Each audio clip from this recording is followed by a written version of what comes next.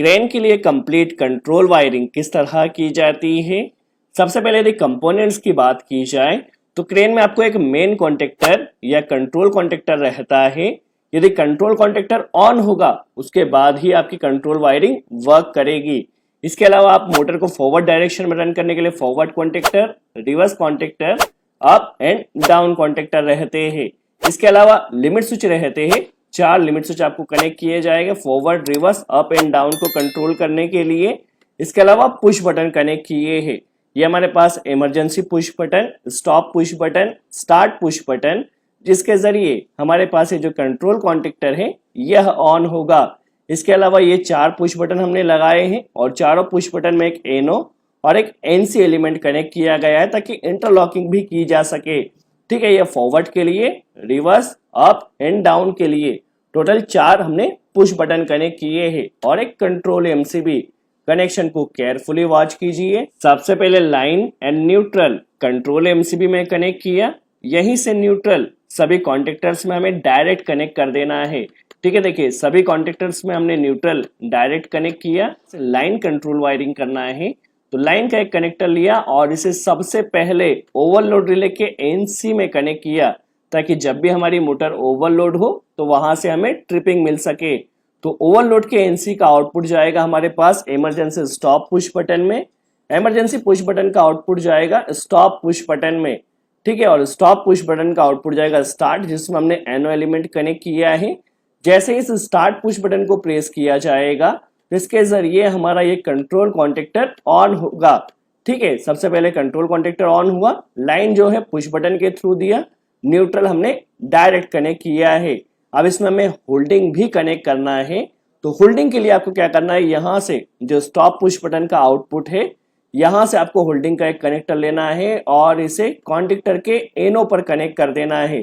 क्या होगा, जब पुश बटन प्रेस किया जाएगा और कॉन्टेक्टर एक बार ऑपरेट होगा तो यहाँ पर क्योंकि कंटिन्यू होल्डिंग सप्लाई आ रही है तो यहीं से कनेक्टर इसके एनो पर कनेक्ट किया जाएगा। तो स्टार्ट पुश बटन प्रेस करते ही सबसे पहले कंट्रोल कॉन्टेक्टर हमारा ऑन होगा।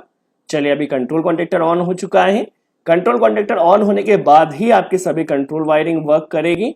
तो हमें क्या करना है, सीबी से ही एक लाइन वायर कनेक्ट किया, इसे कॉन्टेक्टर पर कनेक्ट किया पावर टर्मिनल पर। जब कंट्रोल कॉन्टेक्टर ऑन होगा तब यह सप्लाई यहां से पास होगी और इसे हमें कनेक्ट कर देना है। जो चारों ही हमने पुश बटन कनेक्ट किए forward, reverse, up and down सभी के एनो एलिमेंट पर।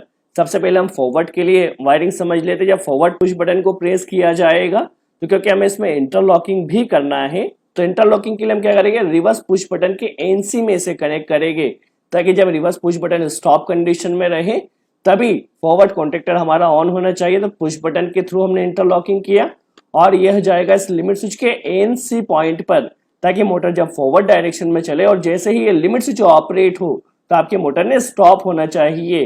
तो लिमिट स्विच के एनसी से होता हुआ आपको इसमें इंटरलॉकिंग भी करना है। रिवर्स कॉन्टेक्टर के एनसी में कनेक्ट किया, कॉन्टेक्टर की इंटरलॉकिंग भी हमने किया है ताकि एट ए टाइम पर एक ही कॉन्टेक्टर ऑपरेट हो। तो एनसी से जब कॉन्टेक्टर रिवर्स का स्टॉप रहेगा तब यह सप्लाई पास होगी और इसे कनेक्ट कर देना है फॉरवर्ड कॉन्टेक्टर पर।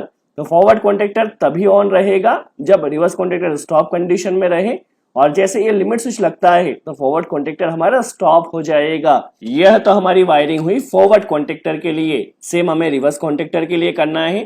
तो जैसे रिवर्स पुश बटन को प्रेस किया जाए तो इसके एनो एलिमेंट से सप्लाई निकलेगी, इसे कनेक्ट कर देना है फॉरवर्ड पुश बटन के एनसी एलिमेंट पर। ठीक है, एनसी एलिमेंट पर कनेक्ट किया, जब ये स्टॉप कंडीशन में रहेगा तब ये सप्लाई पास होगी और इसे कनेक्ट कर देना है लिमिट स्विच के एनसी पर ताकि जब ये लिमिट स्विच ऑपरेट हो तो मोटर ने रिवर्स डायरेक्शन में स्टॉप हो जाना चाहिए। तो लिमिट स्विच के एनसी से एक वायर लिया, इसे कनेक्ट कर देना है फॉरवर्ड कॉन्टेक्टर के एनसी टर्मिनल पर ताकि जब फॉरवर्ड कॉन्टेक्टर स्टॉप कंडीशन में रहे तब ये सप्लाई पास हो इंटरलॉकिंग के लिए। ये जब स्टॉप रहेगा तब यहां से पास होगी सप्लाई और इसे कनेक्ट कर देना है रिवर्स कॉन्टेक्टर के कॉइल पर। तो फॉरवर्ड एंड रिवर्स की कंट्रोल वायरिंग कंप्लीट हो चुकी है। अब हमें अप एंड डाउन कॉन्टेक्टर की वायरिंग करना है। तो सेम वायरिंग रहेगी। अप पुश बटन से एक वायर लिया, इसे कनेक्ट कर देना है डाउन के एनसी में।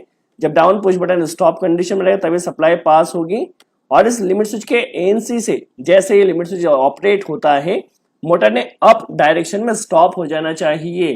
तो लिमिट स्विच के एनसी से एक वायर लिया, इसे डाउन कॉन्टेक्टर के एनसी में कनेक्ट किया। जब डाउन कॉन्टेक्टर स्टॉप रहेगा तो इंटरलॉकिंग के लिए यहां से सप्लाई निकलेगी और अप कॉन्टेक्टर ऑपरेट होगा। तो अप के लिए भी हमारी वायरिंग हो चुकी है, सेम वायरिंग हमें डाउन के लिए कर देना है। डाउन के लिए क्या रहेगा, डाउन पुश बटन को जैसे ही प्रेस किया यहां से सप्लाई निकलेगी, इसे कनेक्ट कर देना है आपके एनसी पुश बटन में, ताकि जब स्टॉप कंडीशन में रहे तब सप्लाई यहां से पास हो।